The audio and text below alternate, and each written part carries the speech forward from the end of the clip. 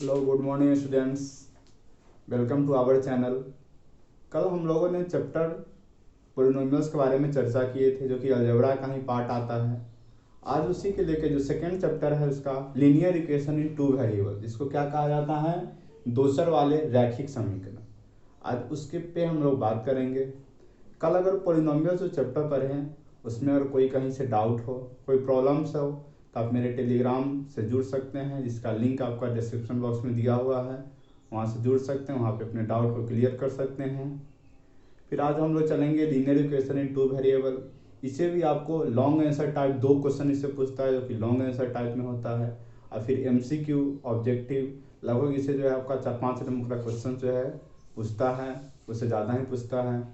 हम लोग इस पर आज चर्चा करेंगे, linear equation in two variables. आप लोग जो है कल पढ़े हैं, आप लोगों को पढ़ाए हैं सब रैखिक द्विघात त्रिघात। तो वही यहाँ पे देखिए, दो चर, नाम से के लिए दो चर जानते हैं, जिसका वैल्यू क्या होता है, बदलता रहता है, जो कि अल्फाबेटिकल वर्ड है। जैसे आपका x y z dash dash dash इस तरह से जो है आपका जितना भी अल्फाबेटिकल वर्ड उसको क्या कहते हैं, चर कहा जाता है। अब दूसरा इसमें आता है कि रैखिक समीकरण। तो कल आपको पढ़ाया है रैखिक समीकरण, द्विघात समीकरण, त्रिघात बहुपद के बारे में पढ़ाए थे। तो रैखिक द्विघात बहुपद, त्रिघात बहुपद। उसी तरह से रैखिक को क्या कहते हैं, लीनियर इंग्लिश में कहा जाता है। इसका मतलब क्या होता है कि जो चर होता है उसका पावर कितना होना चाहिए, 1 होना चाहिए। जैसे देख रहे हैं यहाँ पे कोई भी चर है, x है, y है, z है, इसका पावर कितना है, सबका पावर 1 होना चाहिए। अगर पावर 2 हो जाएगा तो हो जाता है द्विघात, 3 होगा तो त्रिघात। इस तरह से आपका होता है। इसका एग्जांपल जैसे देखते हैं कि लीनियर इक्वेशन का क्या होगा। अभी तक आप प्रीवियस क्लास में, वैसे तो 9th में पढ़ना है, आपका द्विघात समीकरण के बारे में पढ़ना है, दोसर वाले रैखिक समीकरण के बारे में पढ़ना है। इसे पिछले क्लास में आप एक चर वाले पढ़ते होइएगा। इसमें बस एक ही होता है, x होता है या y होता है, कोई एक ही आपका चर होता है। लेकिन इसमें आपको दो चर में पढ़ना है। इसका एग्जाम्पल्स कैसे होगा, 5x + 4y = 7। देखिए इसमें s का पावर क्या है, 1 है, मतलब रैखिक है। इसका भी देखना रैखिक है, लेकिन चर कितना है, तो दो चर है, एक तो x है और दूसरा चर क्या है, y है। तो इस तरह से क्या एग्जाम्पल हो गया, linear equation in two variables का एग्जाम्पल हुआ। इस तरह से लिख सकते हैं -7z + 4y = 8। कुछ भी लिख सकते हैं, आपका बस क्या होना चाहिए, दो चर होना चाहिए, मतलब दो वेरिएबल्स होना चाहिए, और साथ में आपका इसका पावर जो है रैखिक, मतलब जो है 1 होना चाहिए। इसी पे जो हम लोग क्वेश्चंस डील करेंगे। देखिए इस पे अब क्वेश्चन सब कैसे पूछे जाते हैं।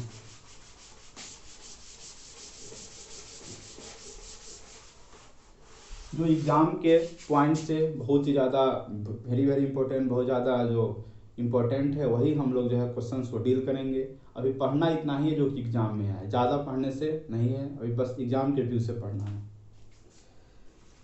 तभी जैसे क्वेश्चन इसमें पूछते हैं, हर साल एक क्वेश्चन पूछे जाते हैं कि कहेगा समुच्चय निकालने के लिए।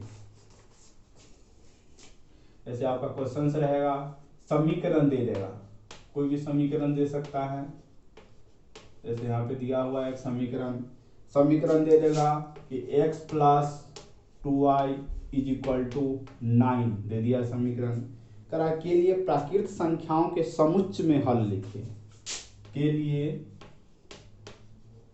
प्राकृत संख्या नाम से जानते हुए नेचुरल नंबर्स, जो गिनती की संख्या को कहते हैं प्राकृत संख्या। और प्राकृत संख्याओं के समुच्चय में हल लिखे, और प्राकृत संख्या यहाँ पे चाहिए के समुच्चय, मतलब वही सेट्स, समूह, इसको कहते हैं समुच्चय में हल लिखे।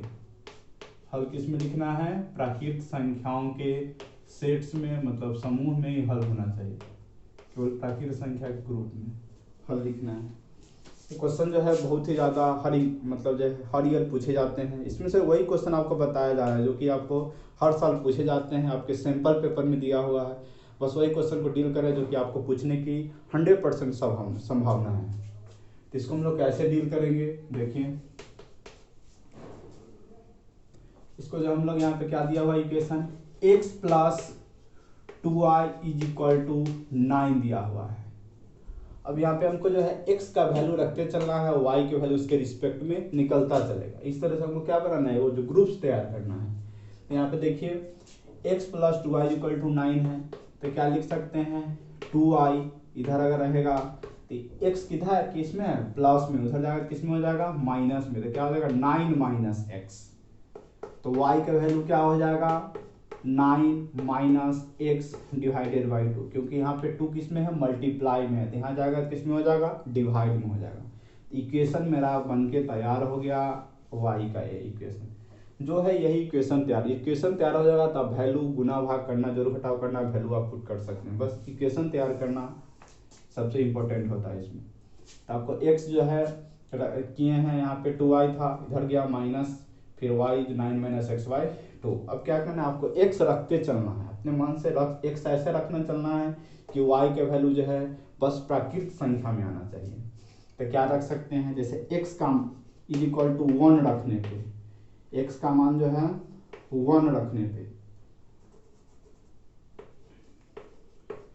पर x का मान जो है अगर 1 रखते हैं तो y क्या निकलेगा, तो y इक्वल टू क्या हो जाएगा 9, x के जगह पे क्या रखिए 1, तो 9 माइनस 1 अब बाई 2, तो 9 में से 1 जाएगा तो क्या 8 बाई 2, 8 बाई 2 करेंगे तो क्या होगा 4, तो x 1 रखें तो y कितना आया 4 आया। इसी तरह से और कम से कम 2-3 रखिए, इसी तरह से और रख सकते हैं, x का वैल्यू कुछ भी रख सकते हैं, माइनस प्लस जो मन है वो रख सकते हैं। जैसे यहाँ पे 3 अगर रखते हैं, x इज इक्वल टू 3 रखते हैं, तो x इज इक्वल टू 3 रखने पर तो y क्या होगा 9 माइनस एक्स बाई 2, मतलब 9 माइनस 3 अब बाई 2, 9 में से 3 जाएगा तो 6 बाई 2, 6 बाई 2 कितना होगा 3। x अगर रखे हैं 3 तो y भी कितना निकला 3। इसी तरह से एक और रखिए, एक जो है माइनस वाला रखते हैं, x इज इक्वल टू आप यहाँ पे -3 रखिए, x इज इक्वल टू -3 रखते हैं तो y क्या निकलेगा 9 minus -3 divided by 2, 9 minus minus क्या होता है plus, 9 plus 3 divided by 2, 9 plus 3 जानते हैं 12 बाई 2 मतलब 12/2, 12/2 करेंगे कितना आएगा 6 आएगा। इस तरह से 3 वैल्यू रख दिया। उसको क्या करना है, आपको एक टेबल बना देना है, एक जो है टेबल में दर्शा देना है। इस तरह से यहाँ पे लिख देना है, 3 वैल्यू निकालना है, 3 वैल्यू का जगह यहाँ पे x लिख दीजिए, यहाँ पे y लिख दीजिए। x पहले क्या निकला है 1 रखे हैं तो y 4 निकला है, x के जगह पे 1 रखिए, y के जगह पे 4, फिर x 3 रखें तो y भी कितना निकला 3, x 3 रखें तो y भी 3, फिर x माइनस 3 रखें तो y कितना निकला है 6। इस तरह से क्या हो गया टेबल बना दिए। तो बस आपको जो करना है यहाँ अगर कर लीजिए, उसका वैल्यू रखते चलना है, जहाँ जहाँ है वहाँ पे पुट कीजिए और फिर आपका जो है मान निकल जाएगा। इस तरह से टेबल बनाना जरूर भूलिएगा, एग्जाम में नहीं। सर इसके स्क्रीनशॉट ले लीजिए, हम लोग अगला क्वेश्चन चलेंगे।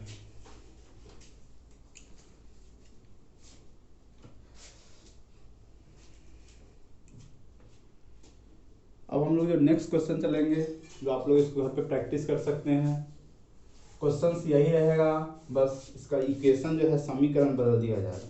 जैसे 2x plus 3y, 2x plus 3y is equal to 11 is equal to 11 अब कर दिया हुआ है। इसको क्या करना है, आपको जो है हल निकालना है। आप लोग जो है इस क्वेश्चन पे प्रैक्टिस कर सकते हैं, जैसे बताए हैं। पहले y का वैल्यू निकालिएगा, फिर x का वैल्यू रखते चलिए, y उसके रिस्पेक्ट में आता चलेगा, अब फिर लास्ट में अंत में उसको टेबल बना के दर्शा देना है। यही आपका पूरा मतलब क्वेश्चन है। तो क्वेश्चन जो है हर साल पूछे जाते हैं, इसलिए इसको इग्नोर नहीं कीजिएगा, क्योंकि एग्जाम में आने की बिल्कुल संभावना है। अब हम लोग अगला कंसेप्ट जो है लीनियर इक्वेशन, उस पर बात करते हैं। अगला कंसेप्ट क्या है, अगला कंसेप्ट पे बात करते हैं, वो बहुत ही ज़्यादा इम्पोर्टेंट है और उससे जो है आपका 6 से 7 नंबर सब्जेक्टिव में पूछता है और ऑब्जेक्टिव में पूछता है। तो जो है इस क्वेश्चन आने की संभावना है, 6 से 7 नंबर के क्वेश्चन आने की संभावना है। आखिर वो है क्या, तो देखिए आप क्या होता है, यहाँ पे लिखना है युग्म, युग्म। उसके बाद यहाँ पे लिखना है आपको रेखा, युग्म लिख लिए, बीच में रेखा। इसका आप लोग जो है टेबल बना लीजिएगा, जो कि ध्यान रहेगा, टेबल में बनाना थोड़ा अच्छा लगता है देखने में और याद भी होता है। और उसके बाद जो हल, कितना हल होगा 100, और फिर उसका समीकरण क्या होगा, इस तरह से 4 पार्ट में इसको बांट लेना है। युग्म, रेखा, हल, समीकरण। इसे आपका एमसीक्यू में डायरेक्ट क्वेश्चन मिलेगा और आपका जो है इसे क्वेश्चन 2 नंबर में भी आएगा। इस तरह से आपको इसको क्या करना है, 4 पार्ट में इसको बांट दिए।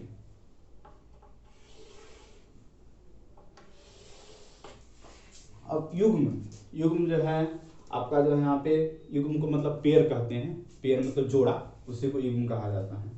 तो युग्म अगर रहेगा आपका मतलब अविरोधी, या उसको संगत भी कहते हैं। कहीं कहीं पे आपको एग्जाम में संगत दे देगा, कहीं कहीं पे अविरोधी देगा। अविरोधी मतलब जो विरोध नहीं करता है। संगत रहेगा या क्या रहेगा, अविरोधी, अविरोधी, अविरोधी रहेगा। तो रेखा कैसा होगा, रेखा जो है एक दूसरे को काटेगी, एक दूसरे को प्रतिच्छेद करेगी, एक दूसरे को प्रतिच्छेद करेगी, काटेगी।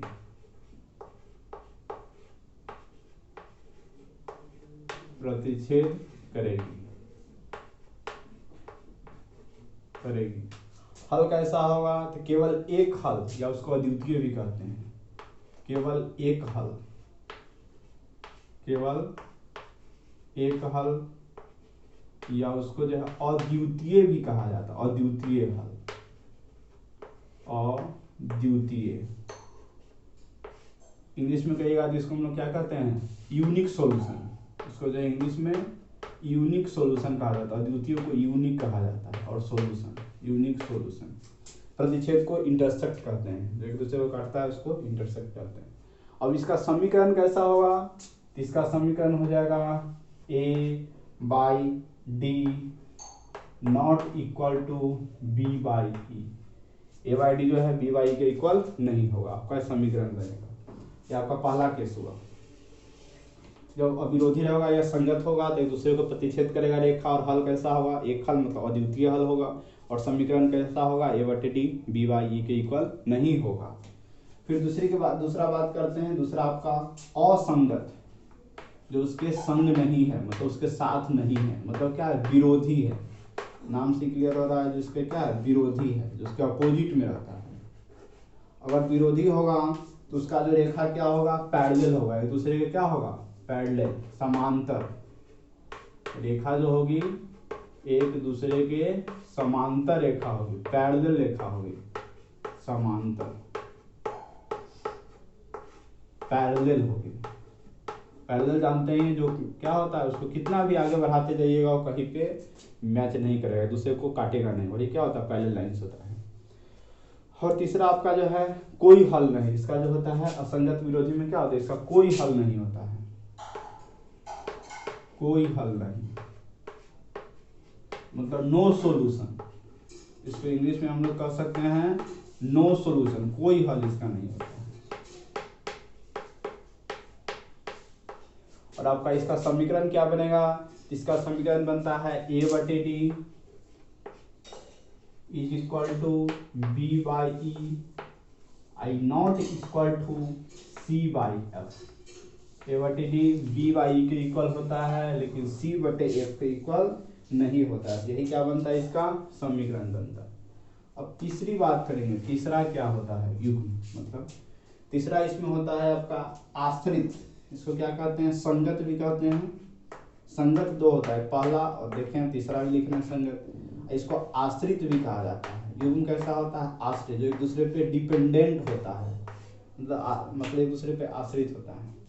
इसका जो है कैसा होगा, जो है संपाती होगा। संपाती मतलब होता है रेखा जो एक दूसरे के संपाती, जो उसी पे एक ही लाइन पे दोनों लाई करेगा, जो दोनों जो समीकरण जो होगा एक ही वो लाइन पे जो है लाई करेगा, उसको क्या कहते हैं, संपाती। एक दूसरे के संपाती, जो दोनों समीकरण एक ही लाइन पे जो है फॉलो करेगा। उसको जिससे संपाती कहते हैं। हल इसका क्या होगा, अनगिनत हल। इसका जो हल होता है अनगिनत, इसको हम लोग अनगिनत अनंत भी कह सकते हैं, इंग्लिश में उसको इनफाइनाइट कहा जाता है, इसका कोई अंत नहीं हो, अनंत, इंग्लिश में उसको इनफाइनाइट कहते हैं, इनफाइनाइट सॉल्यूशन। और उसका जो समीकरण क्या बनता है, सब बराबर हो, सब बराबर होता है, A/D B/E और C/F, तीनों क्या होता है, बराबर होता है। ये जो टेबल है इसको एकदम आपको याद रखना होगा, क्योंकि इससे जो आपका क्वेश्चन 5 से 6 नंबर का इसी टेबल से आने वाला है। पहले संगत अविरोधी रहेगा युग्म, तो रेखा कैसा होगा, प्रतिच्छेदित होगा, मतलब एक दूसरे को काटेगी, इस तरह से लाइन आएगी, एक दूसरे को इस तरह से काटेगी, उसको प्रतिच्छेदित कहते हैं। फिर आपका दूसरा है हल। हल क्या उसका होगा, अद्वितीय, केवल एक ही हल होगा, केवल एक हल, उसको यूनिक सॉल्यूशन भी कहते हैं। समीकरण आपका ये होगा। और संगत अविरोधी होगा, जो एक दूसरे को विरोध करेगा, तो लाइन की रेखा कैसे होगी, समांतर, पैरेलल होगी, जो कभी नहीं मिलेगी, इसको जो है कितना आगे बढ़ाते जाइए कभी नहीं मिलेगी, इस तरह से पैरेलल होगी। और उसका जो है कोई हल नहीं होगा, मतलब उसका जो है हल में कुछ नहीं होगा, मतलब नो सॉल्यूशन। और समीकरण कैसा होगा, एक इक्वल होगा, दूसरा अनइक्वल होगा। संगत और आश्रित की बात करते हैं, जो एक दूसरे पे संपाती होगी, और इसका हल जो है अनगिनत होगा, और उसका जो है आपका समीकरण A/D B/E और C/F तीनों क्या होगा, इक्वल होगा। ये बहुत ही ज़्यादा इंपॉर्टेंट टेबल है, इसको जो आप लोग नोट कर लीजिए।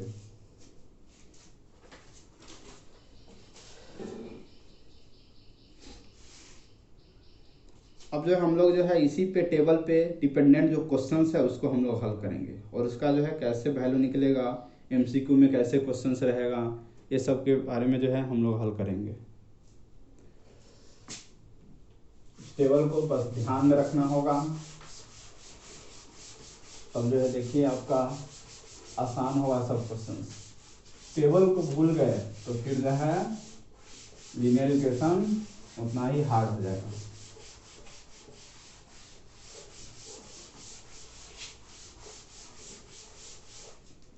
देखिए इसमें अब जो है क्वेश्चंस कैसा रहता है, MCQ कैसा रहता है और शॉर्ट आंसर में कैसा रहता है। पहले MCQ की बात करते हैं, तो आपका जो है कोई भी समीकरण दे देगा, उसका कहेगा कि हल बताइए, अद्वितीय हल है कि अनंत हल है कि कोई हल नहीं है, वही क्या कहेगा, आपको कहेगा बताने के लिए। जैसे समीकरण दे देगा,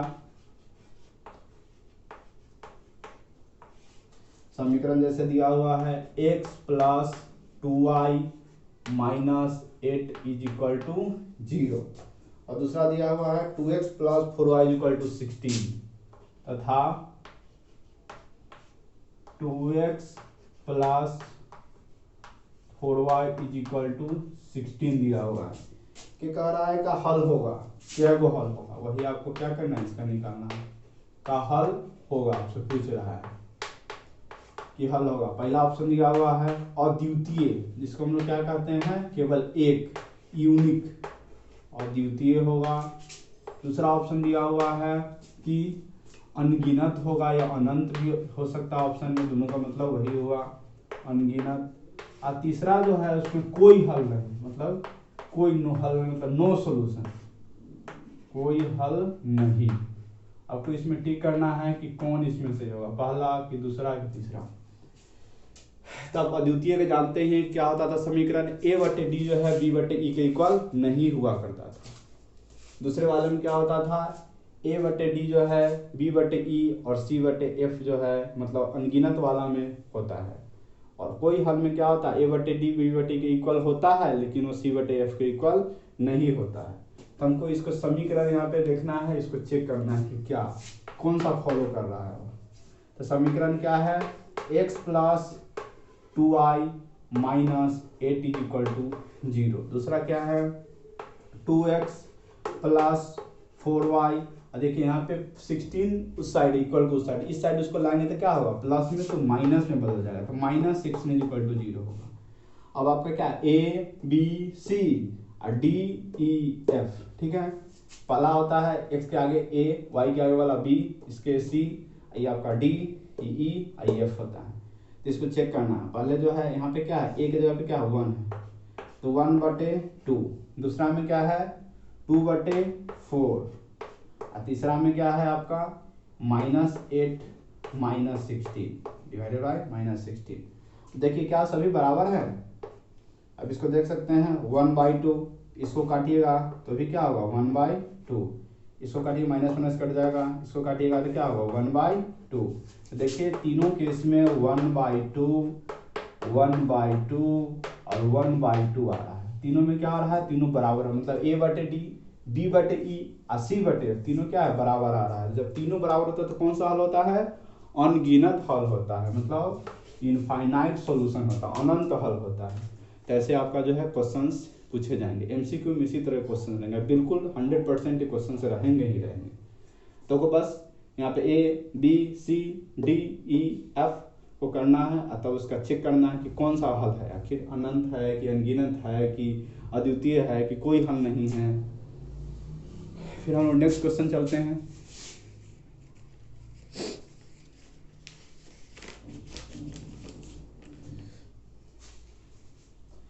नेक्स्ट क्वेश्चन आपका जो है समीकरण वही, मतलब जो समीकरण चेंज होगा और आपको इसमें चेक करना है कि आखिर कौन सा हल है।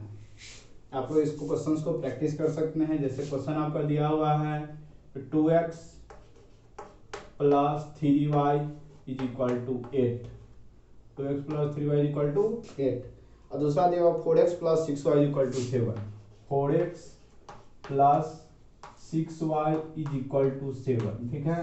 अब कह रहा है उसका हल कौन सा हल होगा, अद्वितीय अनगिनत कौन सा हल होगा, वही आपको क्या करना है, फाइंड करना है, निकालना है। तो आप लोग इसको निकाल के देखिएगा कौन सा हल आ रहा है। ऐसा जो है इस तरह का क्वेश्चन, और फिर जब कभी कभी दे देंगे, लिख देंगे कि अद्वितीय हल है, अनगिनत हल है, तो इसका जो है मान निकाले, क्योंकि ऐसे भी क्वेश्चन देते हैं, उसको कैसे हल करेंगे।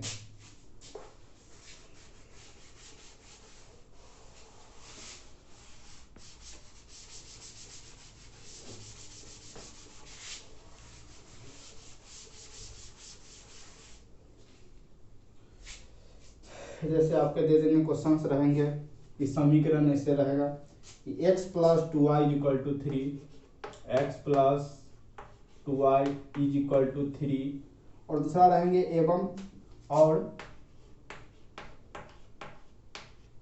5x + py = 15, 5x + py = 15 कि अनगिनत हल है।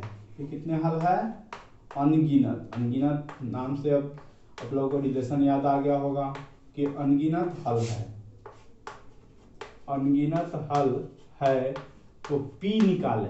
क्या करना है, p का मान निकालना है, यहाँ पे p है, p का मान निकाले, क्या ज्ञात करे, कुछ भी है, p का मान निकाले।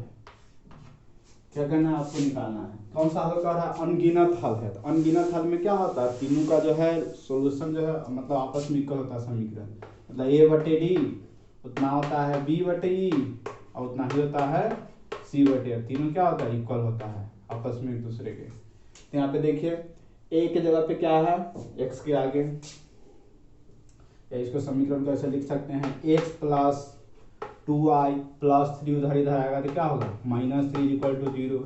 दूसरे समीकरण को आप लिख सकते हैं 5x + py, और यहाँ पे 15 उधर इधर आएगा तो -15 = 0। अब तीनों को क्या करना है, रिलेशन को इक्वल करना है। कैसे करेंगे इसको, तो इसके देखिए एक जगह पे क्या है 1, तो 1/5 इक्वल, क्योंकि अनगिनत की बात करें तो इक्वल होना चाहिए, 2/p, y के आगे क्या है p, और इसमें क्या है -3y - 15, -3y - 15, ठीक है। अब तीनों को क्या करना है बराबर, क्योंकि अनगिनत है इसलिए। अब यहाँ पे देखना है, हमको निकालना है p का मान। किसका मान निकालना है, p का मान। इसको जब कीजिएगा तो 1/5 = 2/p, और इसको जो सोल्व कीजिएगा तो क्या होगा, 3 से कटेगा 1/5 हो जाएगा, देख रहे हैं 1/5। अब जो है इसको जो है इसके इक्वल कीजिए या इसके इक्वल कीजिए, किसी के इक्वल कीजिए, आपका p का मान आ जाएगा। कैसे करना है, तो देखिए 2/p = 1/5 करते, इस दोनों को लेके चलते हैं। अब क्रॉस मल्टीप्लिकेशन कर देना है। क्रॉस मल्टीप्लिकेशन में इसको इसके मतलब अंश को हर से, इसके अंश को इसके हर से गुना कर देना है। तो 2 × 5, और दूसरा क्या है p गुने 8, तो 2 पंचे कितना होता है 10 इज इक्वल टू p। तो p कितना निकल के आ गया 10, p का मान कितना निकल के आ गया 10। तो ये आपका क्या हो गया आंसर हो गया कितना 10। तो इस तरह से आप जो है p का मान निकाल सकते हैं। फिर हम लोग नेक्स्ट क्वेश्चन पे चलेंगे।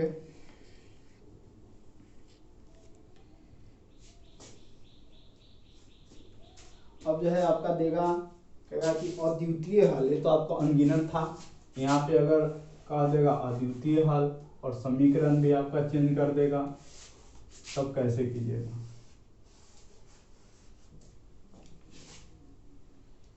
क्वेश्चन आपका रहेगा जैसे 4x plus ky plus 8 is equal to 0, और दूसरा रहेगा 2x plus 2y plus 2 is equal to 0। 2x plus 2y plus 2 is equal to 0। आपको क्या रहेगा समीकरण देगा कि कहेगा कि अद्वितीय हल है, कि अद्वितीय हल है तो उसका क्या करें, p का मान कैसे निकालें। सिंपल है, अद्वितीय हल है तो क्या उसका रिलेशन होता है a/d b/e और c/f, मतलब दोनों क्या होता है a/d और b/e जो है इक्वल नहीं होता, यही उसका रिलेशन होता है।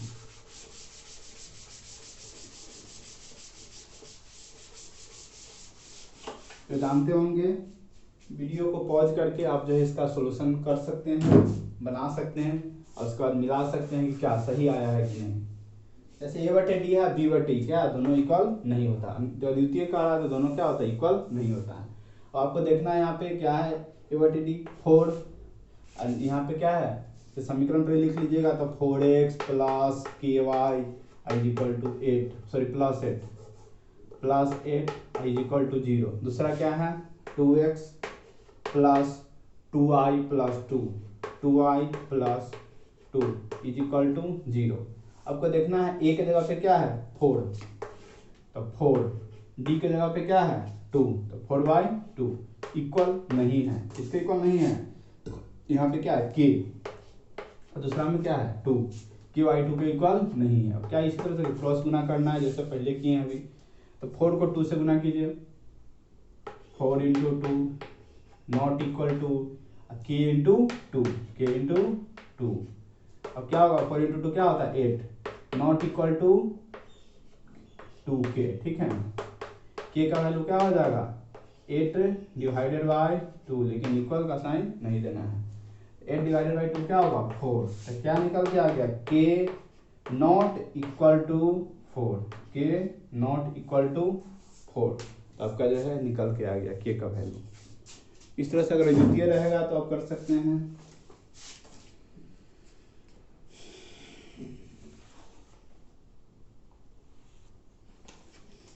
तो आपका ये जो टेबल जो है इससे आपका क्वेश्चन पूछा जाता है, जो टेबल बनाए हैं उसको ध्यान में रखिएगा, और इससे आधार पे जो है आप अद्वितीय हल इसका जो है निकाल सकते हैं। जो कहेगा आप उसको निकाल सकते हैं, कहीं कहीं पे कहेगा डायरेक्ट पूछ लेगा अद्वितीय हल का इक्वेशन बताइए, कहीं पे आपको कहेगा कि अद्वितीय हल का युग्म कैसा होता है, उसका मतलब मतलब क्या रेखा कैसा होता है, पैरेलल होता है मतलब समानांतर होता है कि प्रतिच्छेदी होता है। इस तरह से आपसे पूछेगा तो टेबल को ध्यान में रखिएगा, आप इसको आसानी से कर सकते हैं।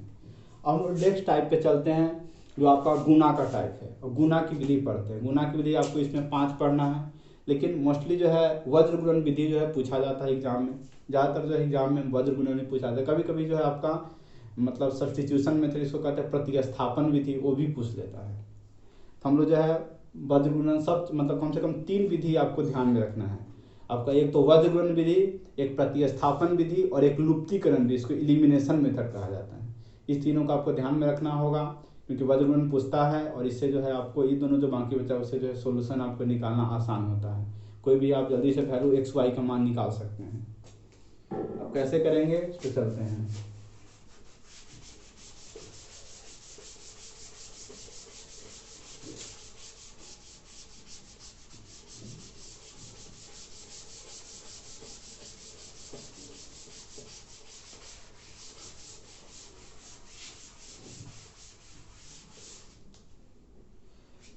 जैसे आपका लिखेगा एग्जाम में समीकरण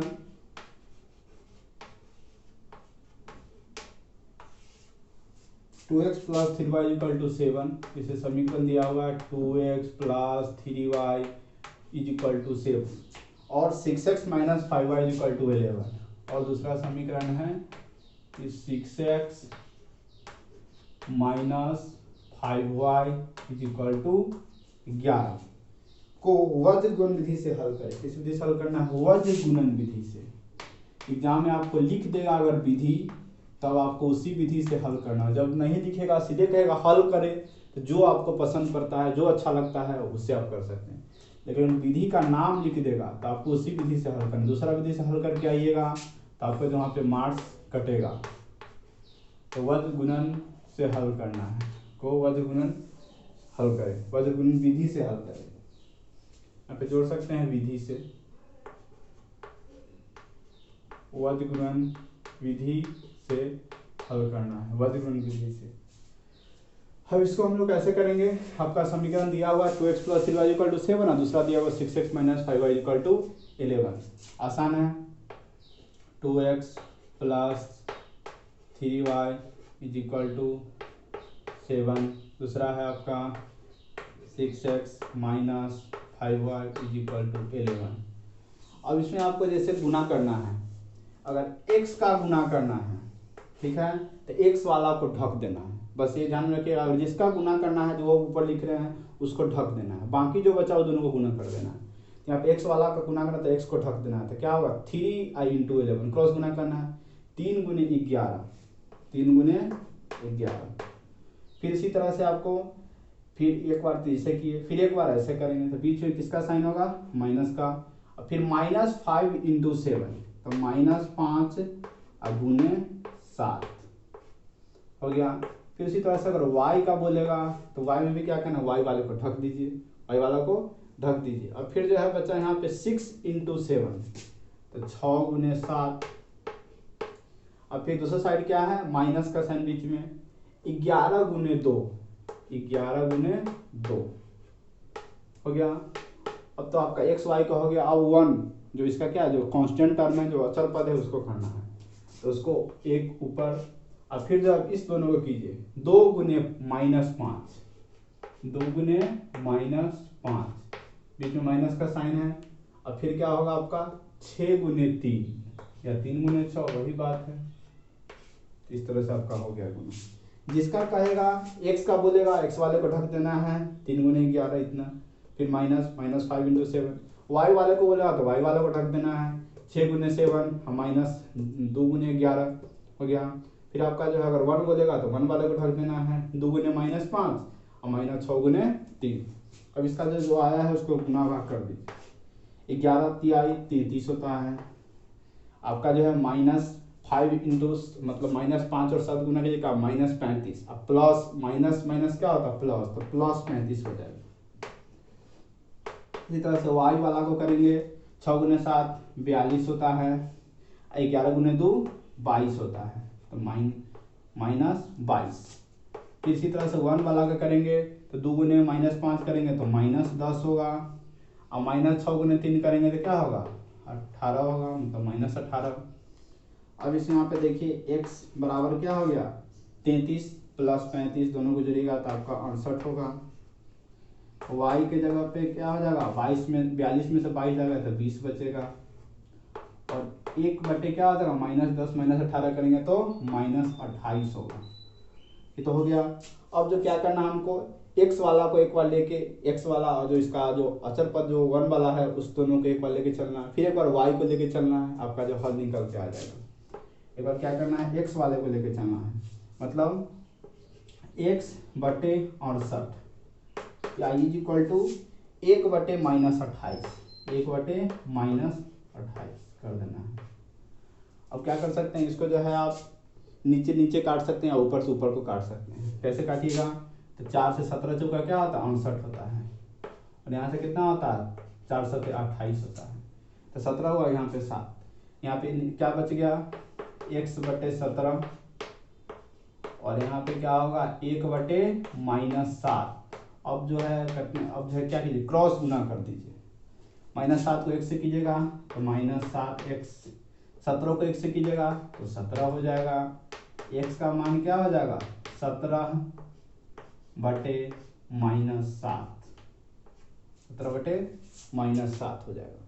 तो आपका x आए। इसी तरह से y को लेके चलते हैं, y को भी इसी तरह से कर सकते हैं। y कितना, y बटे 20, y बटे 20 इसको इक्वल करना है 1 बटे -28 को, 1 बटे -28 को।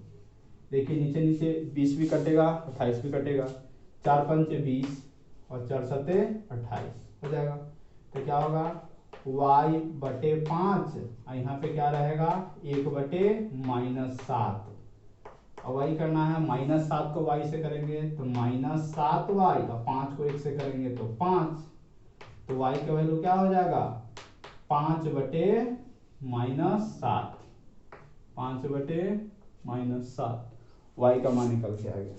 क्रॉस गुना किए, दोनों को काट दिए, 4 पंचे 4 सत्ते, फिर y बटे 5 -7 गुने y तो -7y, 5 गुने 1 तो 5, y का वैल्यू क्या होगा 5 बटे -7। यहाँ पे x का वैल्यू क्या होगा 17 बटे -7, x y निकल के आ गया। यही आपका क्या है वज्र गुणन विधि से जो है हल है।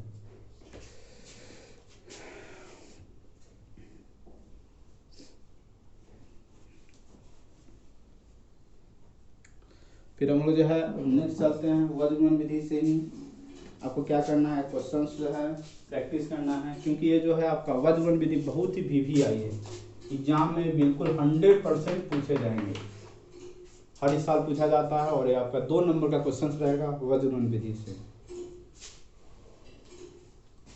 आपको जो इसको घर पे प्रैक्टिस करना है, बनाना है, और एक क्वेश्चन है उसको क्या करना हल करना है। जैसे आपका क्वेश्चन है 8x plus 5y, 8x plus 5y is equal to 9, और दूसरा दिया हुआ 3x plus 2y is equal to 4, 3x plus 2y is equal to 4 को क्या करना है वज्र गुणन विधि से जो है आपको हल करना है और x और y का मान निकालना है। इस तरह से जो आप इसको प्रैक्टिस कर सकते हैं।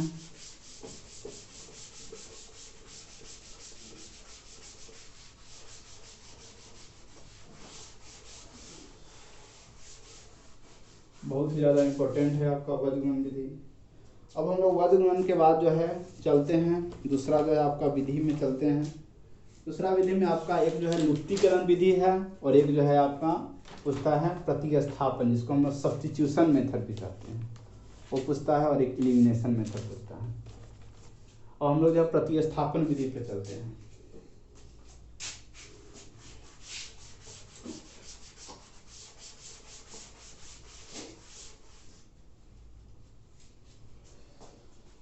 क्वेश्चंस आपको रहेंगे कि आपको दे देगा 2 इक्वेशन जैसे दिया हुआ है 2x plus 3y is equal to 11, ठीक है, और 2x minus 4y is equal to -24, और 2x minus 4y is equal to है -24 को प्रतिस्थापन विधि से हल करना है। को प्रतिस्थापन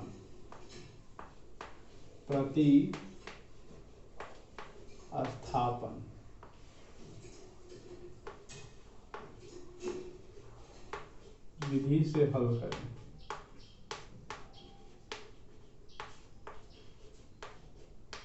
विधि से हल करना है, प्रतिस्थापन विधि इसमें लगाना है। प्रतिस्थापन विधि कैसे लगता है ध्यान से देखिए आप लोग।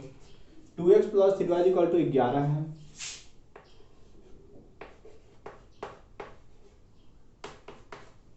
3y इक्वल टू 11 है, और दूसरा क्या है आपका 2x minus 4y equal to -24, यही तो आपका समीकरण दिया हुआ है। तो प्रतिस्थापन विधि में होता है कि आपको क्या करना है y का मान पहले आपको निकाल लेना है, और y का मान निकालने के बाद जो है उसमें क्या करना है रखना होता है, या x का ही मान निकाल सकते हैं और फिर उसमें पुट कर सकते हैं, जिसको आप किसी एक का मान आपको निकालना हो। जैसे इसमें अगर देखते हैं पहला समीकरण से तो 2x plus 3y equal to 11 है, तो क्या हो जाएगा 3y equal to 11 minus 2x।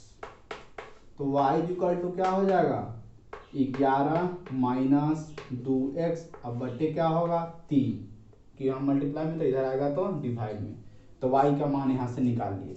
अब इसमें आपको क्या करना है, रख देना है, पुट कर देना है y का मान, इसको जैसे इक्वेशन फर्स्ट और इसको अगर कहते हैं इक्वेशन सेकेंड, y का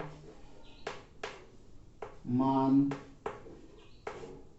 2 में रखने पर, किसमें रखना है 2 में रखने पर क्या है,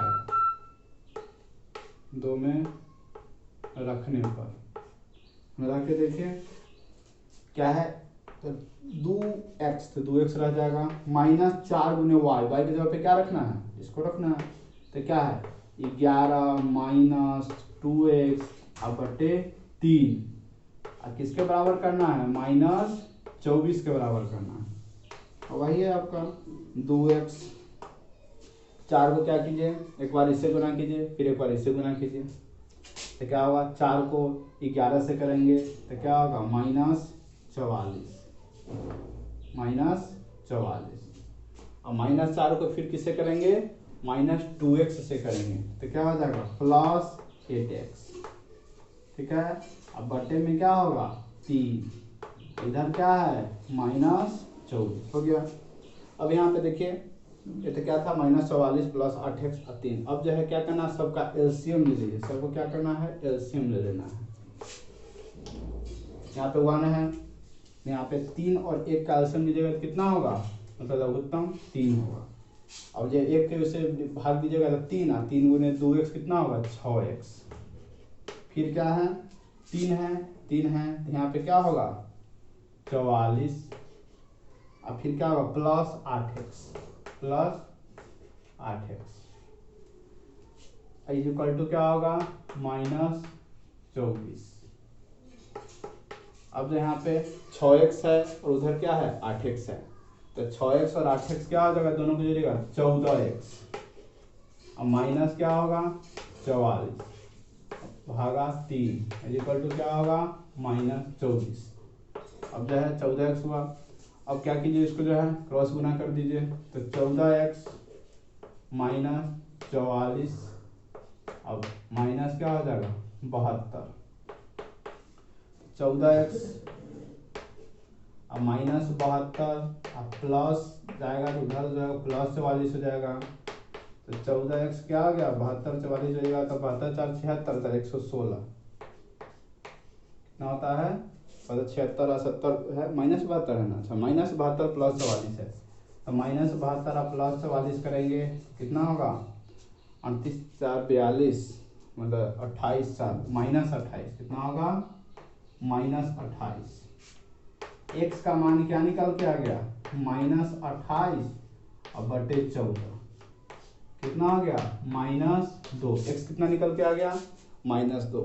जब x माइनस 2 निकल के आ गया, अब y निकालना है, किसी में हम इसी में रख देते हैं तो y निकल के आ जाएगा, तो x आपका कितना निकला है माइनस 2, इसमें पुट कर दीजिए x का मान, y यहाँ से निकल जाएगा। कैसे करेंगे, जैसे यहाँ पे है 11 माइनस x के जगह पे क्या था माइनस 2, तो 2 गुने माइनस 2 अब बटे क्या 3, सो कीजिएगा तो 11 माइनस 2 को गुना कीजिएगा तो क्या होगा प्लस 4, 11 प्लस 4 बटे 3, 11 4 क्या होगा 15 बटे 3 क्या होगा 5, कितना होगा 5, तो x आपका हो गया माइनस 2, x का मान निकल के आ गया माइनस 2 और y का निकल के आ गया 5, यही दो इसका क्या हो गया x और y का मान जो है वैल्यू निकल के आ गया। सिंपल है, आपका प्रतिस्थापन विधि में आपको जो है x का या y का किसी एक का मान आपको निकालना होगा, तब जो है उसको दूसरे में रखना होगा। यहाँ पे 3y था 11 माइनस 2x था क्योंकि यहाँ प्लस अगर लगा तो माइनस में, y का वैल्यू क्या है 11 माइनस 2x बटे 3 हो जाएगा क्योंकि यहाँ पे इंटू में है, 3 हो जाएगा तो डिवाइड में। अब इसको हम रख दिए किसमें सेकेंड वाला जो इक्वेशन है समीकरण उसमें रख दिए, 2x था माइनस 4 इंटू वाई के जगह पे इसको रख दिए, माइनस 24 है उसके बाद तो माइनस 24 हो गया। अब 2x अब फिर जो है इसको गुना किए तो -44, माइनस माइनस को गुना किए तो प्लस होगा, तो क्या होगा आपका जो है 8x हो जाएगा बटे 3, और फिर गुने -24। अब यहाँ पे क्या हो गया, फिर जो है अब यहाँ पे नीचे क्या है, नहीं पूछे तो 1 आता है, 3 1 का एल्सियम लिए 3 होगा, 3 के बाद जो है 2x और 3x तो 6x हो गया, -44 प्लस 8x -24, दोनों को जोड़ दिए x वाले को तो एक साथ इसको, अब -24 क्रॉस गुना कर दिए, -72, 14x -44 14x, यहाँ पे -44 उधर जाएगा +44, इस दोनों को सोल्व किया -28, x का वैल्यू जो है उतना बटे इतना -2 आया, यही x का वैल्यू हम यहाँ पे क्या y में रख दिए थे, 11 -2 गुने -2 15/3 मतलब 5 आया, तो x2 और y कितना आया, सॉरी x -2 y कितना आया 5 आया। तो इस तरह से आप प्रतिस्थापन विधि से हल कर सकते हैं।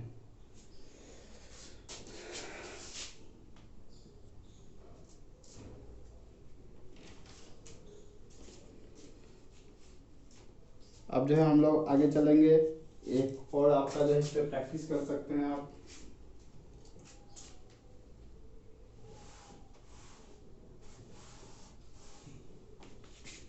इसको प्रतिस्थापन के लिए हल करना है, इसे दिया रहेगा आपका 7x - 2y = 8, और फिर क्या रहेगा दूसरा इक्वेशन है 3x + 4y = 18, 3x + 4y = 18 दिया रहेगा, को प्रतिस्थापन विधि से मतलब सब्स्टिट्यूशन मेथड से क्या करना है, हल करना है, तब इसको जो है हल कर सकते हैं।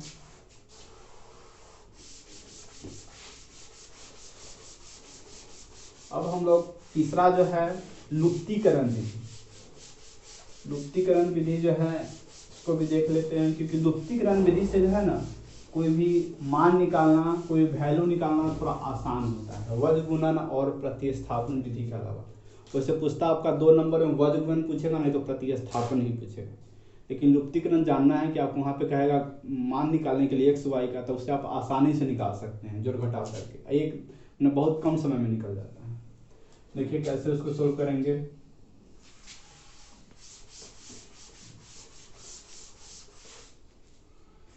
जैसे आपका समीकरण दे देगा, समीकरण दिया रहेगा, कहेगा इसको लुप्तीकरण से निकालिए, 8x + 5y = 9, ठीक है, और दूसरा एवं रहेगा आपका 3x + 2y = 4, 3x + 2y = 4 को लुप्तीकरण विधि से, लुप्तीकरण मतलब इलिमिनेशन विधि से, नहीं वो लुप्त कर देना है, को लुप्तीकरण विधि, नाम से ही लुप्त करना, ये को आपको क्या करना है, हटा देना है, लुप्त कर देना है, इसको इंग्लिश में इलिमिनेशन कहते हैं। पहले वाला क्रॉस मल्टीप्लिकेशन, वज्र गुणन को क्रॉस मल्टीप्लिकेशन कहते हैं, प्रतिस्थापन को सब्स्टिट्यूशन मेथड, और लुप्तीकरण को इलिमिनेशन विधि कहते हैं। इलिमिनेशन मतलब लुप्तीकरण विधि से हल करें। लुप्तीकरण इसमें क्या करना है, आपको लगाना है, कैसे होगा, पहले दो आपका समीकरण दिया हुआ है, 8x + 5y = 9, दूसरा दिया हुआ 3x + 2y = 4, इसको मान लिया जाए समीकरण 1, इसको मानते हैं समीकरण 2। देखिए इसमें आपको यही करना होता है कि जैसे x और y है, किसी एक को आपको हटाना होगा, माइनस करके क्या करना है, उसको काट के हटाना पड़ेगा, लेकिन कट जुड़ता घटता तभी है जब जानते हैं जब गुणों का गुणक सेम होना चाहिए, जैसे x है ठीक है, लेकिन दोनों में अगर 8 हो या दोनों में 3 हो तभी आप उसको मतलब जोड़ सकते हैं या घटा सकते हैं। इसी तरह से y तो दोनों में है, लेकिन 5 इसमें भी 5 होना चाहिए, या 2 इसमें है तो इसमें भी 2 होना चाहिए, तभी आप उसको क्या कर सकते हैं, काट के हटा सकते हैं, लेकिन यहाँ पे ऐसा कुछ नहीं है। तो उसके लिए आपको थोड़ा क्या करना होगा, मतलब मल्टीप्लाई करने की आज़ादी है, मतलब आप मल्टीप्लाई कर सकते हैं दोनों साइड, अगर इधर करते हैं LHS में तो इधर RHS में भी आपको करना होगा। तो क्या चीज़ से मल्टीप्लाई करें से हमको एक जैसा दोनों में आ जाए। अब जो है इसको क्या कर सकते हैं, पहला वाले को अगर मान लीजिए 3 से गुना कर दीजिए, और दूसरा वाला को 8 से गुना करिए, तो 8 3 कितना होता है, 24 हो जाएगा। इसको अगर 8 से गुना कर 3 8 24 हो जाए, 24 दोनों में आ जाएगा, तो आप ऐसे कर सकते हैं। देखो वाई वाले को करेंगे तो वाई वाला के लिए जैसे 5 है तो 5 को 2 से गुना कर दीजिए तो 10 हो जाएगा, और 2 है 2 को 5 से गुना कीजिएगा तो ही 10 हो जाएगा, दोनों में 10 10 हो जाएगा, दूर हटा सकते हैं। तो आप किसी को भी कर सकते हैं, जैसे इसी को अगर एक्स वाले को करते हैं तो पहले वाले को गुना कर दीजिए किससे, 3 से कर दीजिए, और दूसरे वाले को 8 से करिए। बस इसमें यही करना होता है, इतना करने के बाद सब आसान हो जाता है।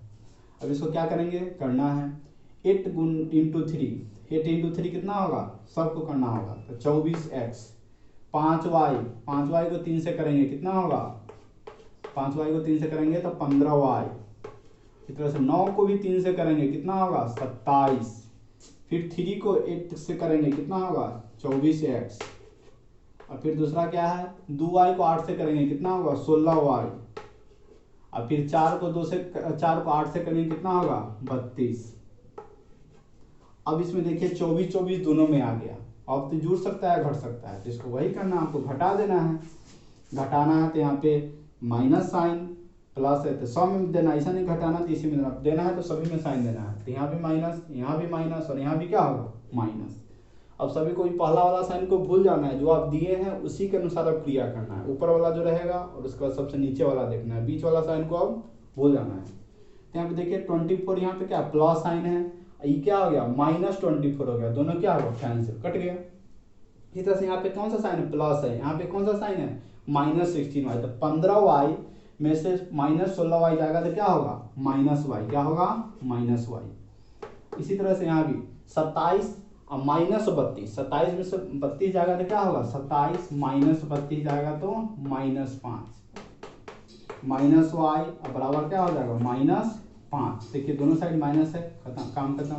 तो y बराबर क्या आ गया 5, y का वैल्यू आ गया 5, और वैसी y को आप किसी में एक में रख दीजिए, जिसमें मन हो 1 2 इसी में भी रख सकते हैं, और उसमें रख के आपका क्या निकल जाएगा x निकल जाएगा। इससे पहले वाला में रखते हैं, पहले वाला जो समीकरण था 8x, यहाँ पे देखिए y का मान 1 में रखने पे, 1 में रखने पर x आ जाएगा, या मन है तो 2 में भी रख सकते हैं, अब स्वतंत्र है उसके लिए, कहीं भी रख सकते हैं।